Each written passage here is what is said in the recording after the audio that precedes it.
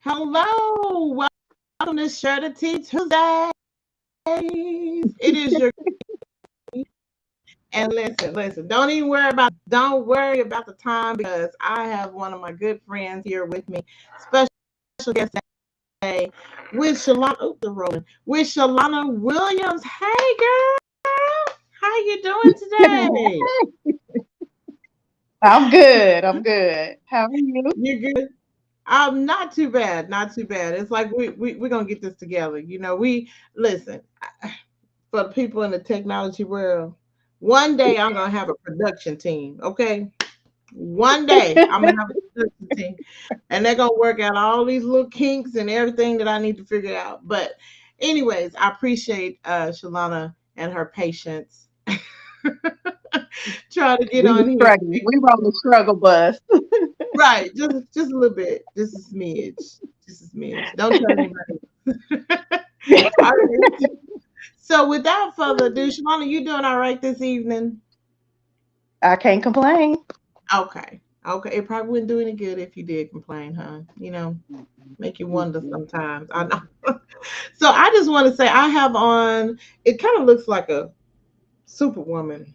It has pink ribbons, two different colored pink ribbons on here. And so you know that it's still Breast Cancer Awareness Month. And so Shalonna Williams is going to share her story with us. She's a little nervous, so y'all bear with her, okay? But she's gonna do fine as always. So like I tell you, Shalonna, you just talking to me. The people can't see you. Well, you can't see the people, but they can see you. Okay, but Oh don't worry Lord. about This is that. my first time, y'all. So I just ask that you bear with me. This is my first time doing a podcast. So Cody was patient with me, getting me on and everything like that. So thank you so much. You're welcome. Anytime, anytime. So tell us about your story. Like what year were you diagnosed with breast cancer? So it was 2012 because it's my 10-year anniversary. So it was, yes. I know. We gotta pause and clap on that. Hold on, y'all. Hold on. Yes, 10 10 years. years, 10 years Woo. cancer free. Yes, Oh my yes, God, yes, yes, that's yes, amazing. So 2012 is when it all started. yes, Does yes. does it seem like a blur to you now? Or Yeah, it does. I mean, it's crazy. I think I was sharing with someone earlier, like I view breast cancer like a diagnosis as, having a tumor because, they tell women to do self exams and things like that. And if they notice, a lump to go get it checked out. Well, mine started as a bloody discharge from my nipple. okay, And so I had my first mammogram. Those are not fun, but no, I had my first mammogram, and they didn't find anything. So went to really? see another. Yeah, they didn't find anything in a mammogram. So I ended up having a breast ultrasound. And even with the breast ultrasound, they still couldn't find anything. They thought maybe it was just an infection, put me on antibiotics, and that didn't work. So I had what was called a ductography. I was trying to make sure I say it right. So basically, they inserted a catheter in my nipple and injected dye. So once they did the it was Yeah, very painful. that sounds like Uh, work. so once they did that, then they did another mammogram, which showed like the milk ducts and everything. And so that's when they spotted like a little small tumor in one of my milk ducts. So I had a lumpectomy. That was to remove the duct and as well as some of the tissue around it. And they did a biopsy on it. So that's when they found out that it was breast cancer. It was breast cancer. Hmm. Oh my Hmm. goodness. So you're having to go through a series of things. Of testing, yes. Yes, of testing. So even though, like she said, you're doing your mammograms and they're not finding anything, but you know something is wrong because this discharge is not supposed to come from this area. Right, right, right. Oh my goodness. So how like during from the time that you noticed the discharge to the time that they actually diagnose you, what time span was that? What time how long was that? Or how many months? Within a few months. I mean, my doctors, my PCP, she was really on it, and I miss her so much. She moved out of network, but she was really on it. I want to say like maybe 3, maybe 4 months, because I think it really started the end of 2011.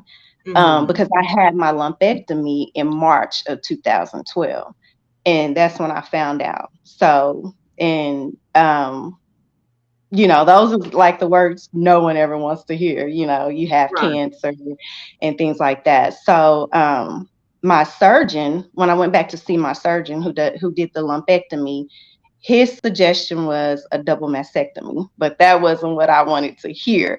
So right, when he gave his results back to my PCP, she asked me if I wanted a second opinion. So she referred me over to an oncologist, and the oncologist suggested doing another lumpectomy and chemo.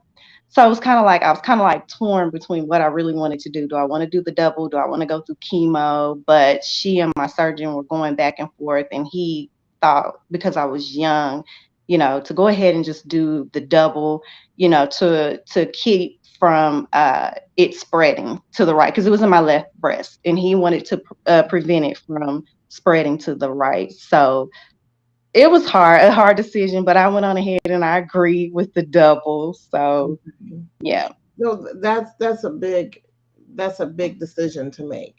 it is. And you have children, and so they were of age by that time. They weren't like toddlers or babies. Right, right. Right. Okay. And so um when you decided to do that, did that eliminate chemo altogether because you're Mhm. having the okay, so Yeah, no radiation, no chemo or anything. Okay. no. And looking back, because I had kids, it was like, I have seen people go through, chemo radiation and how it does to their bodies and puts them down. And it's just like, I have kids. Like, I thought about them. And it's like, well, I don't want to have to always be sick and, can't care for them or anything like that. So, yeah. That's a hard decision to make. So, did you do your treatments in Oklahoma? I'm not treatments, but your oncologist and all that, was that in Oklahoma? Yes. Yes. Okay. Mhm. Okay.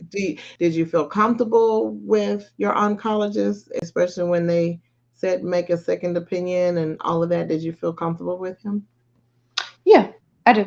Right. I still see my oncologist every year. For the first 18 months, I had to go like every couple of months after I had my double.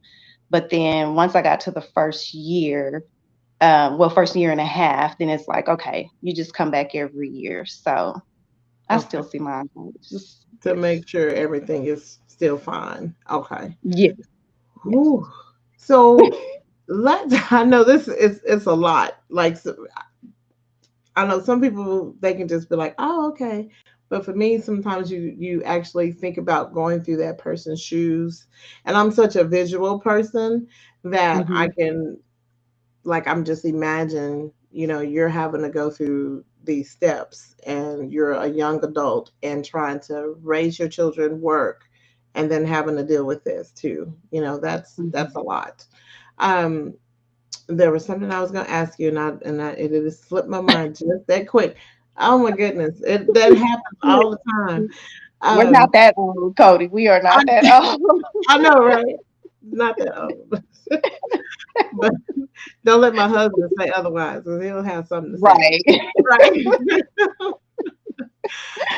I was going to say, did they offer you counseling? Did you seek any type of therapy or counseling to help you with your journey through cancer?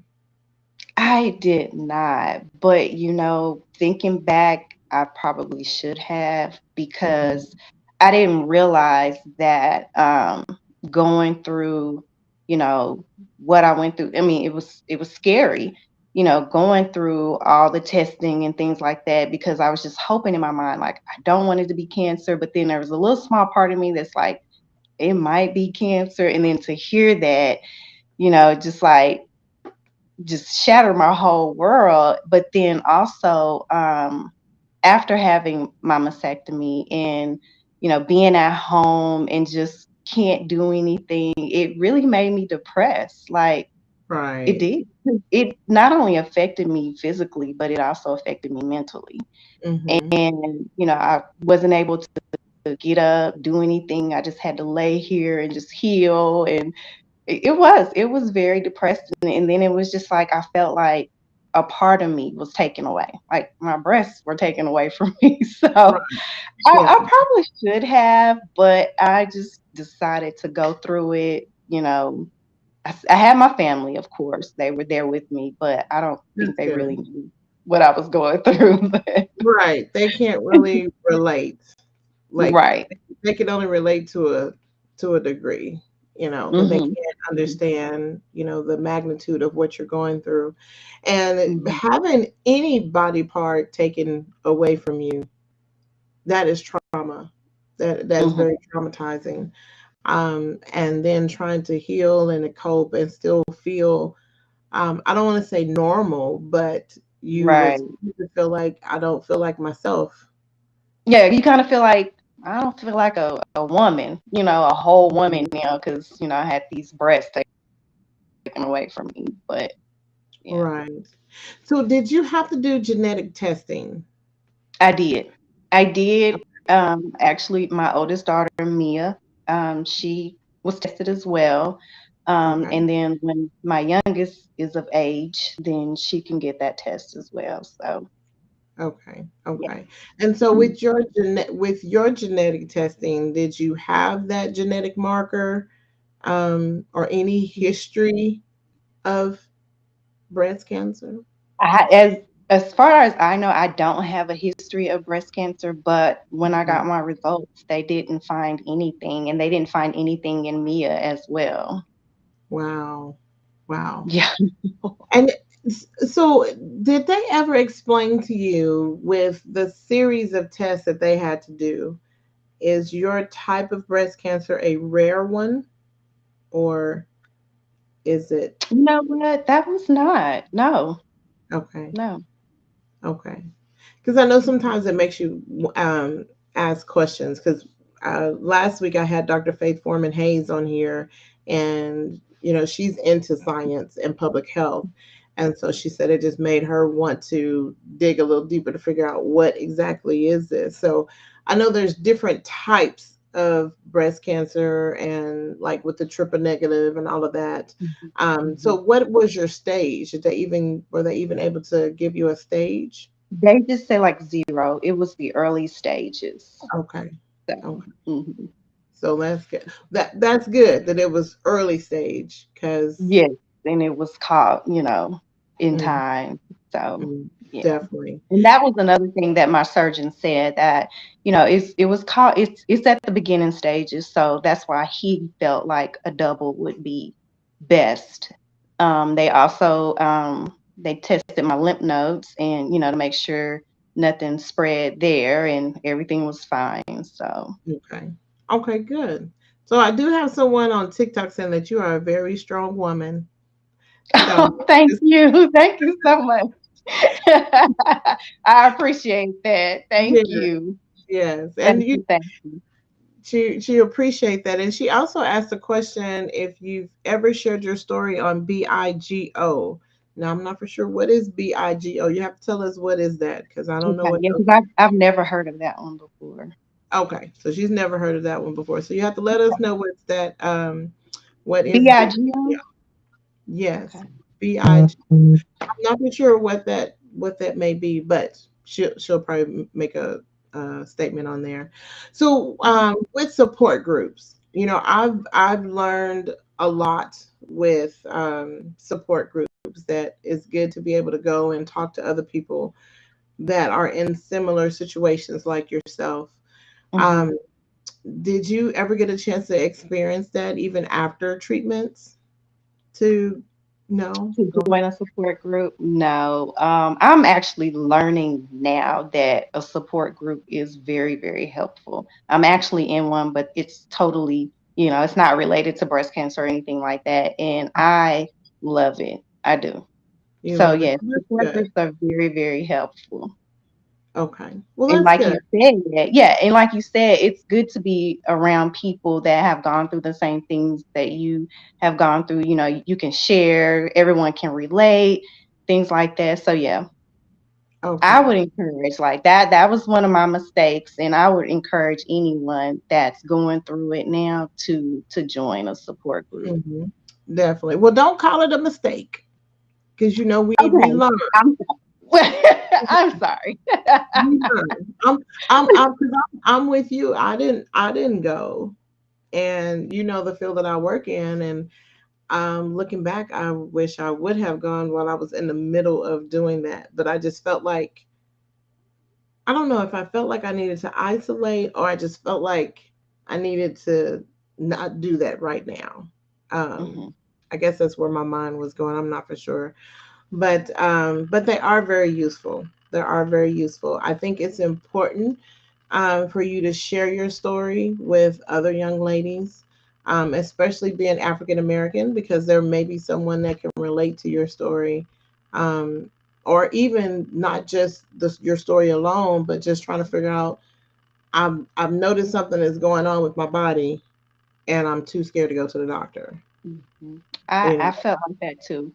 And I mean, regardless of what it might be, if I mean, because we know our bodies. So if we know something is not right, then we need to go and get it checked out.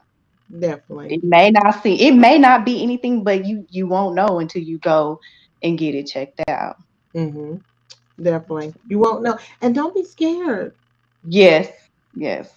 Yes. And that's another thing, like with support groups, I think, like some people may be embarrassed to talk about it, Ah, that's a and good. that's why they don't join support groups. Right. And So I'll go even a little bit further, because as us fellow African American African Americans, yes, what you goes on in this house stays in this house. Like we don't talk about anything. Yes. yep, you keep it to yourself, and then you feel like, Mhm. well, why are you keeping it to yourself? Mhm. What are you gonna Mhm. do with it? Exactly. Exactly. What good is it? Because you just never know. Like you said, like helping someone, Mm, encouraging someone that's going through it. So definitely, definitely. So 10 years. Oh my 10 goodness. years. Oh darn. TikTok, the battery might die. So 10. Sorry. It's been one of them days. Sorry. But if it does die, you can go and follow the rest on YouTube, or Twitter, because Facebook is messing up too. Hey, that's all right. This recording will be uploaded later. I'm just saying. Keep it real. But once I get that what I call it, that production team, The production studio. don't even worry about it. Don't ask me no questions. You'll have your own talk show, okay? Right. Oh, I don't know. Oh yeah. I'll be nervous then. I'll be like, oh my God. Like, yeah, let me be myself. Sorry. We got all off topic. My bad. Sorry, we get a little excited. Shalana and I go way back. Oh Like, my God. Elementary school. Oh God. yes, way back. Elementary school. We used to fight over the same boy. Like, I'll tell our secret. We won't say any names to protect the innocent. Wait, do we even remember the name? Okay. Right. Well, I remember the name. Girl, listen, if I don't remember nothing else, I remember. Wait, you didn't tell Reggie, did you? No, I'm just playing. I think I did because when he told me that he was working with you, and I was Uh-huh. like, "Are you sure?" He was like, "Yeah." I said, "Oh my God, yeah, we used to fight all the time back in elementary." He was like, okay, you still remember that?" Yeah. I said, "Good memories, good memories." Yeah. Oh my gosh, that's funny. Sorry, that was a We got memory off track. right. So that's what happens when you get good friends on here. You Yeah. get to talk about a variety of stuff. But oh my goodness, that was funny. But yes, we go way back. And so Yeah. 10 years, I am just blown away with the 10 years. Now I want to ask you this question, and I want you to be truthful Okay. with your first thought. Do you have the fear of it coming back? And I even do. okay. I do. I wonder, since I have my breast removed, like, could it come back or will it come back to other areas? Hmm. I Hmm. do have that fear. I do. That's what I was wondering if it can um I know it can spread when you already have it, but since it's already been Mhm. taken away, like if it could go somewhere else. Yeah, could I develop cancer in other body parts? I wonder that question. Okay. That But might be a question to ask my oncologist when I go back. okay. But they Oh. so since you go back once a year, right? For your Mhm. follow-ups, do they still do like a what they call that scan? Like a CAT scan or the MRI scan to kind of whoa. Sorry. Girl, Cody. listen. They probably they probably laughing at us. I know this. I promise you, this segment right here has been the most just of everything happening. I'm sorry. Uh, don't worry about that. I don't even want to bend down to pick it up. I'm just gonna. I can still see you. Okay, good. Because I feel Yeah. like I'm really dark. But No, I can see you. okay, good. Okay, sorry. Back to the question. Okay. What was the Okay. question? Um, yes. Okay. So the question was about the fear, and do they have to do like a scan, like No.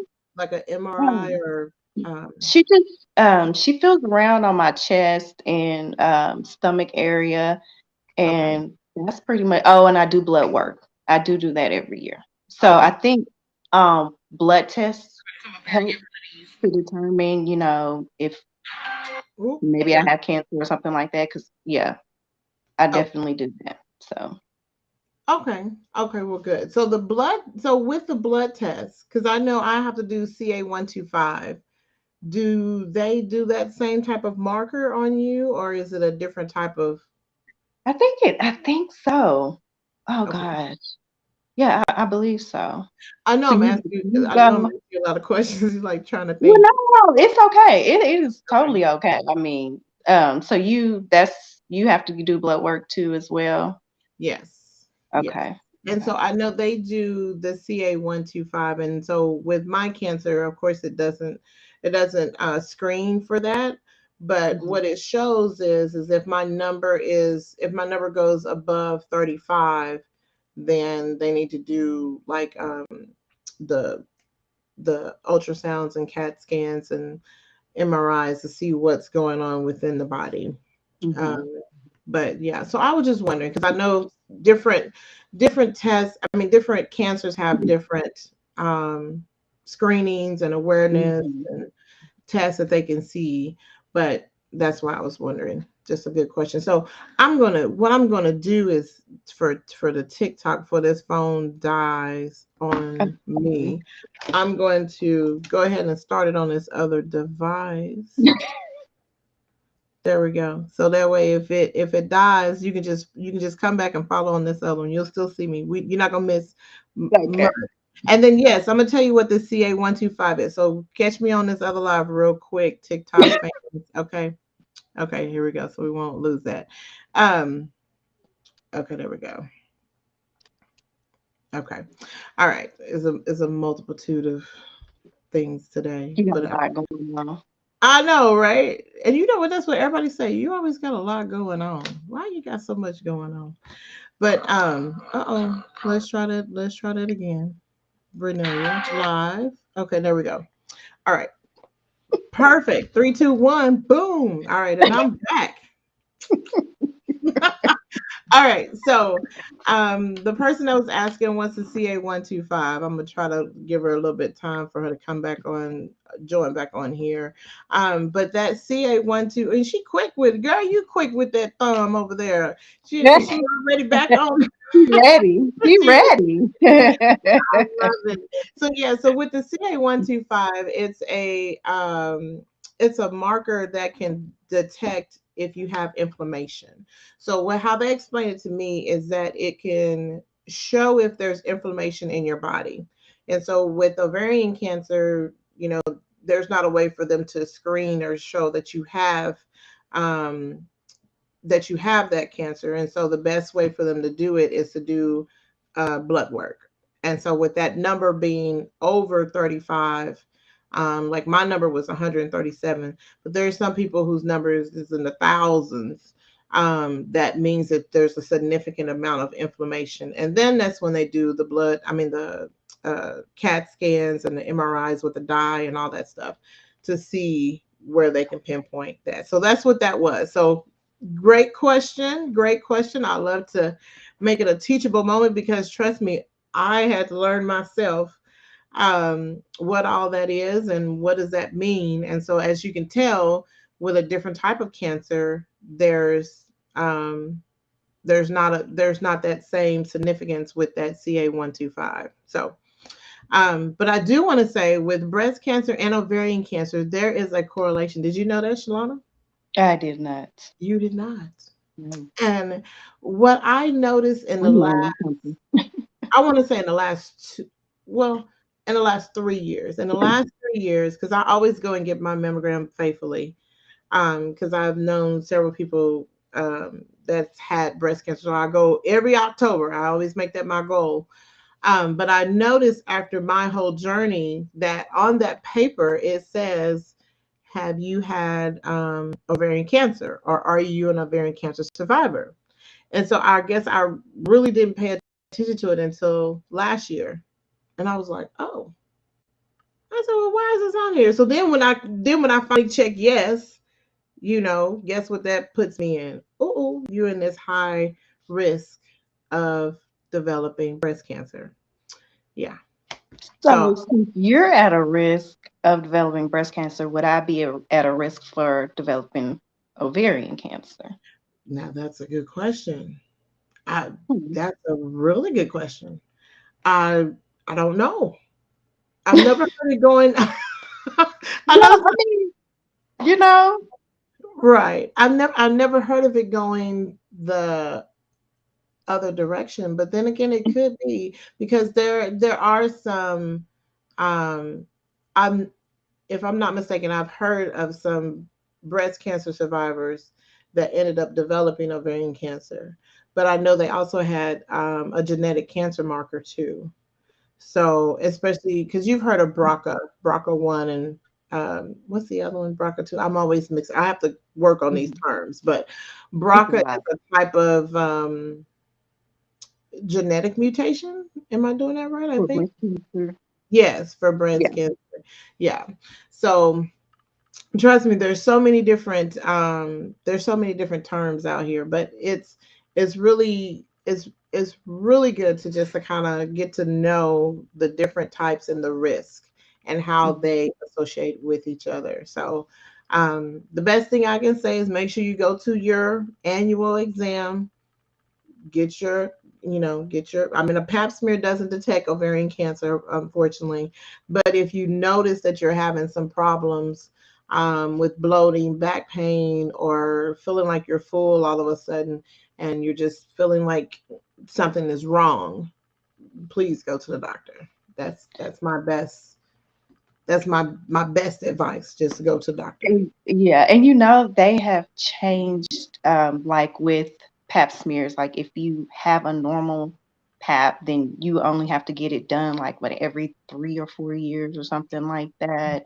What? Yeah, that's what my PCP told me. Yes, if like the last time you have one and it's normal, you don't have to go every year anymore. You just go every yeah. Okay, so let's dive into that just a little bit. Why? Why would you change that? And, Exactly. I mean, that is I think it's crazy. And you know what? And even like, okay, I'm sorry to jump, but even with the breast cancer with breast, because you know, like they used to say women over 40 get mammograms. right. And it's like, since it has happened to me at a young age, I'm like, why over 40? I think Hmm. breast cancer, I think it's probably coming more common with women under 40. I mean, there are women in their 20s that are getting breast cancer. So why 40? Why You know? 40? Yeah, Yeah. How come like 18 at least? You know? at least definitely. I mean, just to go every. I mean, because well, let me say this: United States of America is really not good on preventative medicine. They're more so focused on waiting until you have something than trying to treat it, or but if you try to be preventive before it even gets to that, I think Mhm. that would, well, I know that would save a lot of money, and people probably wouldn't want the cost of things to go down and all that. I mean, we can talk about that. That's a whole nother segment. But but I think when we're talking about this age of 40, like, why do I need to wait till that late? And just think of the people who waited. Oh well, you guys said wait till 40, and then when I turn 40 or 41, I go, and now all of a sudden I have stage Breast 2 breast cancer. cancer. Yeah. Mhm. Mhm. And you can't tell the patient how long it's been there because you don't really know. But Mhm. but with these pap smears, what it makes me think of is cervical cancer, because cervical cancer is on the rise from what I'm hearing from the medical professionals. And so they're concerned about, why is cervical cancer on the rise? Well, if you're saying that they didn't change the rules of doing the pap smear every year, well, That's probably why. that could And my mom, and that's the crazy thing because my mom, if she's on, I hope she got on YouTube, but my mom had cervical cancer. She actually had it at a young age. She was like, she had me at 20 something, and like it was like after she had me is when she found out that she had cervical cancer. So that's okay. young. And I Wow. mean, my doctor knows that, my mom had cervical cancer. So it's like, well, why would you not, you know, do my PAP every year instead of Hmm. 4 years, 3 or 4 Instead of years. every 3 or 4 years. And Mhm. to be honest, who remembers?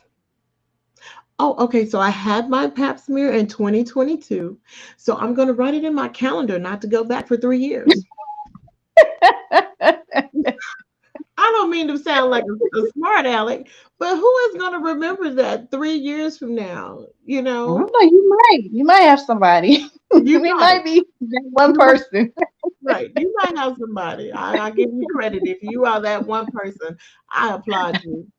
Because I'm not gonna remember 3 years from now. I need to do something. I like it, if you Mhm. don't keep it constantly in the forefront, it kind of just, out of sight, out of mind. Yeah, And you put that it is, in the back burner. yeah, and that is something that a lot of people tend to do, is they don't want to think about it. That's why we don't go Mhm. to the doctor. Oh, I'm just not going to worry about it. I'll put it off. I'll go later. I'll go later. I'll go at the beginning of the year, or I'll go after I pay this bill. I'll go after my child graduates. And then it's like, Too you, late. it's, When something happens, it's like yeah, it's too late. You it's too put it late. off. Yeah. Big, big time, big time. So someone asked a question. Uh, oh, you said, what happens when you go through menopause? Huh. Well, That's a good question. that's a good question. But I'm I'm forced into menopause because of the type of cancer that I had. So I had a radical hysterectomy. So I'm automatically forced into it in the age of 41. And um Cody, well, are you saying okay? Yeah, it what happened when you were 41. what what you thought I was what I thought you were saying that you're 41 now, and it's like, Cody. oh look y'all I'm y'all just see playing. I'm this. just playing. Okay. Did y'all see this? Yeah, wait, for the people that's listening on the podcast, y'all hear this? She's trying to I'm call sorry. I'm sorry. I'm she trying to call sorry. my age out. Boy, I tell you these. We being honest here. Well, thank you. Well, I tell you, they make sure they tell your age. Oh, okay. No, no, but at the time when I had the surgery, I was 41. So yeah, I got pushed into menopause. And I think one thing that's really important to know, because this is something I learned when there are different types of hysterectomies. And so some, depending on your doctor, some people have a hysterectomy where you're just removing like the ovaries, or you just removing the tubes. But some, like mine, everything is gone, even the cervix. So you have to look at it to the point of what did that person actually have. And I know the person who asked that question, you didn't have a hysterectomy, but when you're pushed into that menopause, it's still good for you to go and do your woman's exam, because you never know if you get some type of infection, if you get some type of, I don't know, it could be a disease, especially if you are sexually active with somebody. Just to be on the safe side, I think it's still good to make sure that you go and do those yearly exams. That's just me. Now, I'm not a medical doctor, but you can ask your physician and use your gut instinct on what you feel is the best option for you in regards to your health. Because women's health is really important. And when you're forced into menopause, a lot of things happen. A lot of things changes. There's a lot of changes.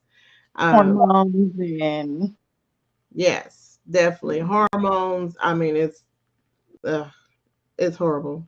It literally is horrible. But you have to learn how to adjust with it, and your partner, spouse, whomever, they have to learn how to adjust with it too, because it's a change for everybody. So let me ask you. Speaking of hormones, since you had your surgery, did they have to put you on any type of hormone pills or anything they like did that? not. I wondered that too, but no, they didn't have to put me on any type of hormones. Yeah. Okay, okay, So well, good. Well, that's good.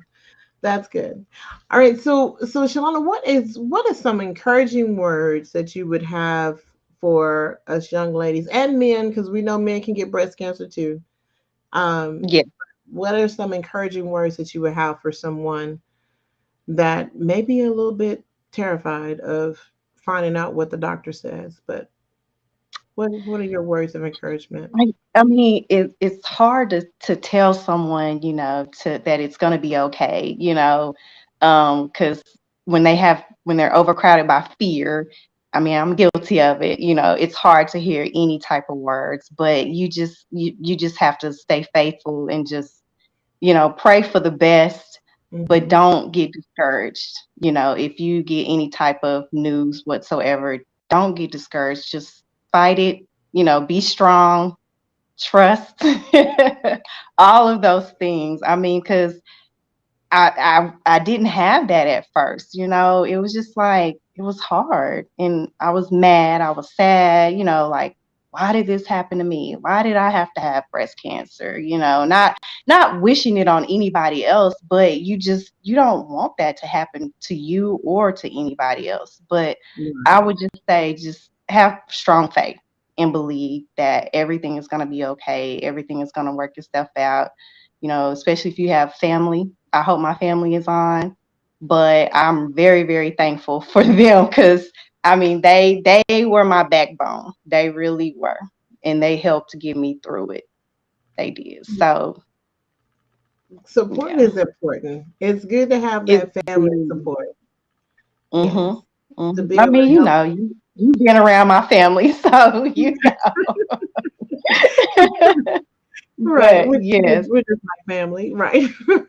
But it's good to I have that mean, family really, support. Yes, and to be able to have somebody to talk to, you know, because absolutely. you're not going to always have good days, and that doesn't mean that you're going to always have bad days. But when you do have bad days, you have to remind yourself, okay, I have to get myself together and keep pushing. Mhm. Mhm. You have to remind yourself, like it could be worse. You know, That's it. it could. Yeah. It could be So you got worse. to keep going. Yeah, you got to keep going, keep pushing, keep fighting. And then you just Hmm. never know. Like with me, I never knew how much my story impact other people. Because I just really never really shared my story. And then, people started asking me, I don't know if you know Aquita Walker, but like I spoke at her church before. Another classmate, Camila, I spoke at her church before. So it was just like that's when I really started coming out, sharing my story with people, and just knowing how I encourage somebody else, or they look at me and they're like, "Wow," just cannot Definitely. believe it. Right, right, definitely. And there, I believe statistics say, I'm gonna try to pull it up real quick if I can find it. But statistics say that Black women are 40%. There's a 40% risk of Black women dying from breast cancer. And that's 40%. Like that's a lot to me. So, but is it due, some of it due to, not getting Not there to see not the getting doctor in time, Yes. to, It's due to accessibility, being able to have access to the treatments. Some people have a long way to travel, or they may not have means of transportation. It's also due to lack of going to the doctor and letting them know something is going on. So that screening process, um, and then it could also be like preventative medicine. Not like Mhm, if you know you have a high risk of breast cancer, like if you have it in your family and then you decide not to go. not to be treated Yeah, or, not to be treated. Yeah, because there, mhm. I believe one of my other guests that I had, she said that she works with someone and she just refused to go to the doctor, even though she knows she's at high risk for breast cancer, but she just doesn't want to know. So it's like the fear of the unknown. I Mhm. just don't It want to know. And definitely I, gets a lot of us. yeah, it gets a lot of it because I mean, it scares the bejesus out of you. I mean, I know it does. And Mm-hmm. for most people, I say this all the time, but when you hear the word cancer, we immediately equal that to death. Yes. Uh-huh. Mm-hmm. We don't Yep. say, oh, okay, it's just cancer. Okay, I can get over this real quick. We automatically assume death. And I don't know why. I'm I I'm don't either. I don't know what put the fear in us to make us think like that. I really mm, don't. I don't I really know. don't. And it could be society, because we hear so many different things on, hearing things on the news or on TV and stories. Oh, so and so found out that they had um cancer, and then 2 weeks later they died. But Mhm. then you have to think about there's a story in between there that we don't know about, and Mhm. we got to get the rest of the story before we make that assumption that, oh, you get this diagnosis and then here. So one thing that came to mind when you mentioned about um the pap smear year changing, I thought about Chapman, and he had colon cancer. And so I remember asking for a colonoscopy. It was a long time ago. I may have been like 39. And I But remember you don't have to be a certain age to get that as well, a yes, colonoscopy. yes. At that time when I asked, it was 50. But now, since uh, a lot of things have changed, they have reduced it down to 45. But and so that's my issue with these numbers, that we feel like Mhm. you shouldn't go get screened or tested or anything until you get a certain age. But you're by that time, it's all sometimes it's almost too late. Mhm. Mhm. So you rather be early than sorry, you know what I mean? But that just came to mind because when you said about that number, I was like, oh, that reminds me about that colonoscopy. They don't want you to do it till you're 45 now. Um, but it should just be that if I go to the doctor and I say, Doctor Who, I need this test because I feel this certain way. I feel like something's going on with my body. I need for you to look at me. I need for you to examine, and I need this test. And I know the question is going to be, well, insurance going to, Mhm. they always asking about insurance. The insurance won't cover it. But I feel like we should be able to, I don't want to say mandate, but like, No, we should. I mean, this is our bodies. You know what I'm yeah, saying? So yeah, you should we do should it. If be I'm, able to. and I'm not, and I know that sometimes there's people out there that just have a bunch of tests and they're just ordering stuff. But those are the far and few between because there are people that are actually asking for help and needing some help and some relief trying to get an understanding of what's going on and are not being heard. Yeah, that's true. That's Yeah, true. they're not being That is heard. So until it's I too think late. if you yes, until it's too late. And then but I think it's really important, one thing that you mentioned earlier is to get a second opinion. Hmm. Get a second And opinion. I'm thankful. I'm so thankful for my PCP. She called me and asked me, "Do I want a second opinion?" And I told her yes. Hmm. So And you have the yeah. right to have one. Hmm. It doesn't Hmm. matter if you have an um, Blue Cross Blue Shield or the other insurance that everybody keeps changing the name every 3 years. It don't matter. I I don't work. mean, if I the don't work with doctor them. does not ask it, then you ask. If they don't Right. say, "Do you want a second opinion?" you tell them, "I want a Yeah, second opinion." I want a second opinion.